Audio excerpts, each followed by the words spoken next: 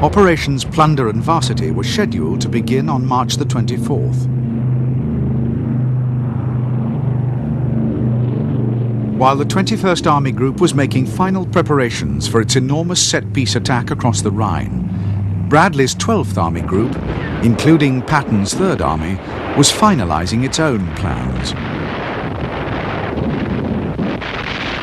Patton's men had reached the Rhine later than Montgomery, and there had been no time to build up anything like the same vast quantities of fuel and ammunition. Patton was keen to press on regardless. He was determined to outdo First Army's achievement at Remagen, and above all, to beat Montgomery to a Rhine crossing. In the middle of the night of the 22nd of March, less than 2 weeks after Patton's men had reached the Rhine, 5th Division succeeded in winning a bridgehead. Patton had beaten Montgomery by 2 full days.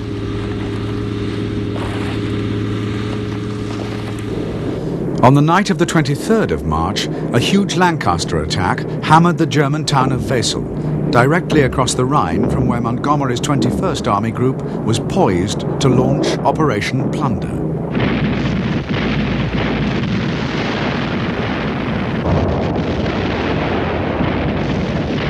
After a short but intense artillery barrage, the Allied amphibious crossings began. Protected by a massive smoke screen, the crossings continued through the night and into the next day. German resistance was sporadic. At 9 a.m. on the morning of the 24th of March, the parachute landings began just north of Wesel.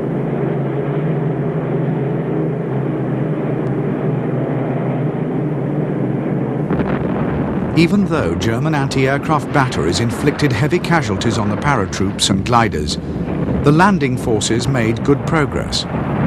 Soon they had linked up with the ground formations to attack Wesel itself. The German 1st Parachute Army resisted fiercely, but by the 25th of March, the last of the defenders had fled or been captured. Within 3 days, the Wesel bridgehead was 25 miles deep and 25 miles wide.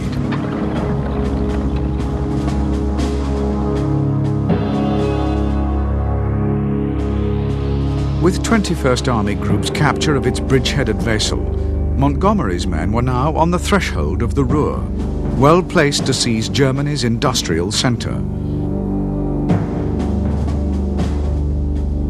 12th Army Group's 1st Army continued to cross at Remagen, while Patton's 3rd Army, already across at Oppenheim, won 2 more bridgeheads further north.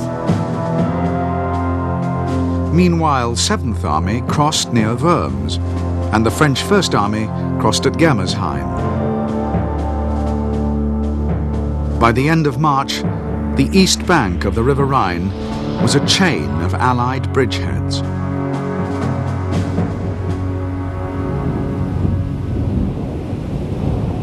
On March the 28th, General Eisenhower announced that the Western Allies would not be capturing Berlin. Although at the Yalta Conference the Allied leaders had agreed that after the war Berlin would fall in the Soviet occupation zone, the British, and especially Winston Churchill, still believed that a drive on the German capital should be mounted. It would at least serve to ensure that when the Germans surrendered, more territory would be in Western hands. However, Eisenhower refused to back any such idea.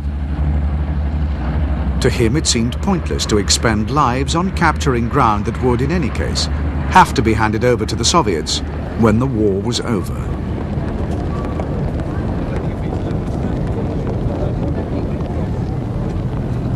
It was not only Churchill who was dismayed by the American refusal to push east. Montgomery, too, was infuriated, although for quite different reasons. The German capital lay in Montgomery's path, and he had looked forward to capturing the greatest prize of the European war. To make matters worse, his role in encircling the Ruhr had also been downgraded on Eisenhower's orders. Bradley's 12th Army Group, would complete the Ruhr encirclement, while Montgomery's forces would only play a supporting role.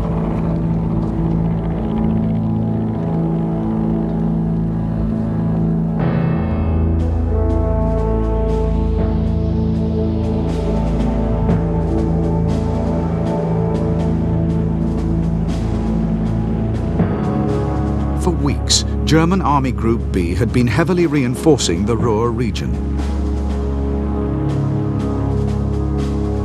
Although most of its industries continued to function, the Ruhr was by now almost cut off from the rest of Germany by the Allies' carefully targeted bombing of rail centres, bridges and viaducts. Nevertheless, the Ruhr was still seen by Hitler as absolutely vital to the defence of the Reich, and the whole area was being turned into a fortress.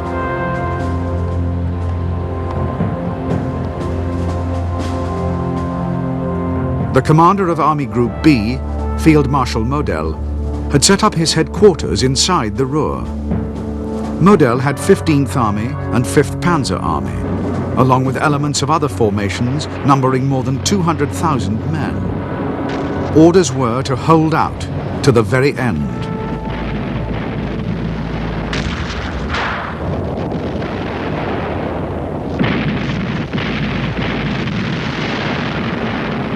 The Allied strategy for dealing with the massive concentration of German forces in the Ruhr was to encircle the area with two deep thrusts.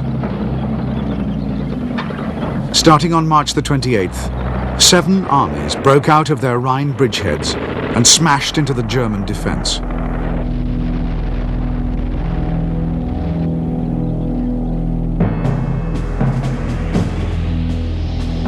The Allied plan was that in the north, the British Second Army was to drive in the direction of Hamburg and down the River Elbe. The Canadians, starting a few days later, would clear Holland and the North German coast. Meanwhile, Patton's Third would drive into central Germany, and to the south, the US 7th Army and the French First Army would push down to the line of the Danube. In the centre, while most of the US 1st and 9th Armies encircled the Ruhr, some units would push on to the Elbe. No Allied forces were to cross the river. East of the Elbe was to be left to the Russians.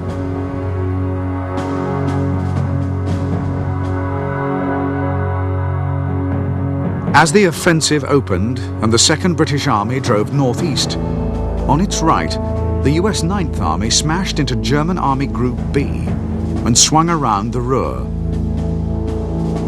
At the same time, 3rd Army took Frankfurt against fierce German resistance and met up with 1st Army at Gießen. The German 89th Corps was encircled, and a wedge had been driven between Army Groups B and G.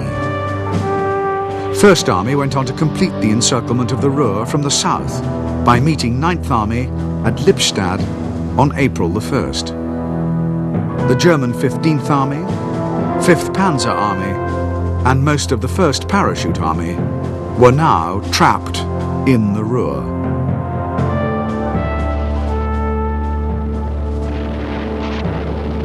In the Ruhr pocket, an area 30 miles by 70 miles, was the last great concentration of German forces in the West.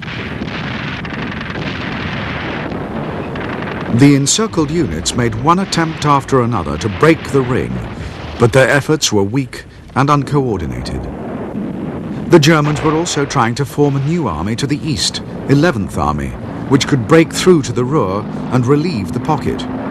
But they failed to assemble more than a handful of already weak divisions. However, the sudden appearance of SS battle groups from inside the pocket, mounting fierce counterattacks, caused anxious moments for Allied commanders.